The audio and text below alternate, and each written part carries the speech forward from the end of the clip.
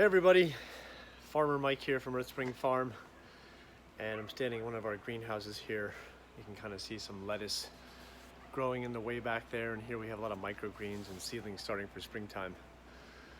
But some of you might know, and some of you don't, but I used to be a Peace Corps volunteer in West Africa back in the 90s. I liked it so much I stayed an extra year. Basically, by the time the first year was done, I had finally learned the language and was understanding what was going on. I was like, oh goodness, I only have a year left. I better get my ass in gear and try to get some work done here. So I had to sign up for an extra year so I could stick around and try to get some work done. But one of the projects that I worked on was a farmer school. So a school for farmers with one of my counterparts from Togo, West Africa, where I was posted. And there's a Togolese gentleman by the name of Leonard, and he had what we would call like a model farm to begin with. And so it was the kind of farm that was really years ahead of most of the people in the area. Now there were, as time went on, I did identify more model farmers, and we had classes at their farms too.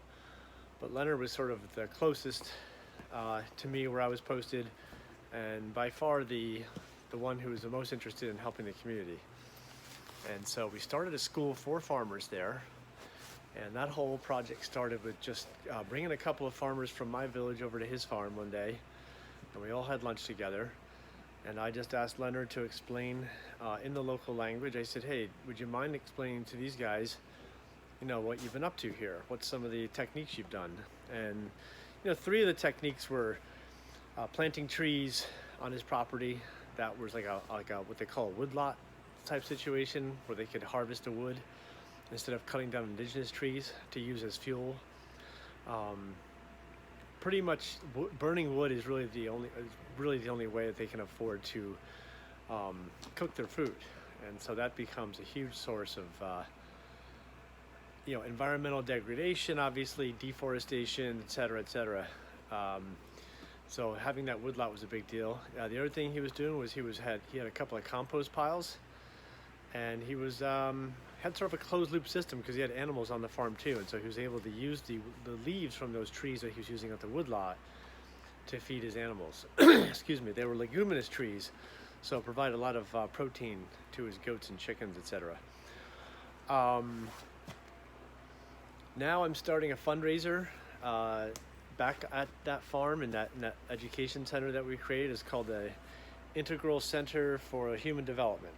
And if you look at the rest of the page here on Fundly, you'll see that there's a French and English translation here for what they're doing, and I just basically directly translated the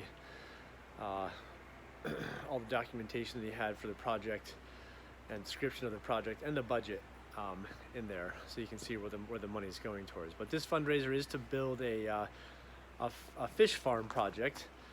Now, I like to, when I do these projects, I do like to ask the people who are asking for the money to kick in and contribute in some way. And Leonard has certainly done that. He's already built giant tanks for the fish, and you can see that in the picture there on the website. And so we're looking now for money to build a water tower, so it would be basically a gravity-fed system that can provide water to the fish tanks. Having fresh fish and a good way to grow them is an important part of people's health up there. I'm sorry, I'm having trouble speaking. I'm just kind of slipping in my mind, slipping into speaking French. I was just on the phone with him, and we were just talking about this whole project. I'm having trouble putting it back in English here. But so with the money is going to go towards is the construction of a tower. I know there's a picture of that. There's a sample picture of that, of what we're going to be building. Solar panels that will run a pump that will fill the water tanks, and then the plumbing and electricity and all that stuff, and the cement that goes with it for the base foundation and stuff. So you can check it out. The fish farm will serve to also as an education project for other people in the area who are interested in building such a thing. Currently, fish come from what they call, or basically man-made ponds or lakes.